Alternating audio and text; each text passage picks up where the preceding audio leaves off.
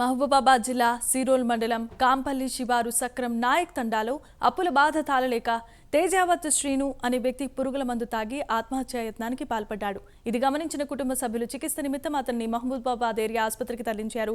చికిత్స పొందుతూ శ్రీను మరణించినట్లుగా వైద్యులు ధృవీకరించారు. శ్రీను తన ఎకరం భూమిలో మిర్చి పంట సాగు చేసేవారు.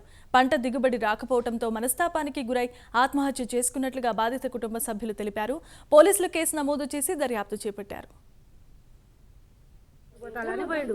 గడ్డి మంది కొట్టాలి పోతే ఆ తోట ఎట్లా ఉంది, మరి గడ్డి మంది కొట్టి ఏం సుఖం ఉంది, అప్పులు బాలైపోయినా ఎట్లా చేయాలి అని అనుకొని ఏమి సరుకున్నాడో ఇంటికి వచ్చిండు. ఇంటికి వచ్చి ఈమె కూలీల కోసం తోట ఏరియాలని కూలీల కోసం ఈమె పోయింది వీళ్ళ భార్య. అయితే వచ్చి చూసిందాక మంది దాగి నేను చేస్తాను, మంది దాగినా అని ఆయన చెప్తాడు.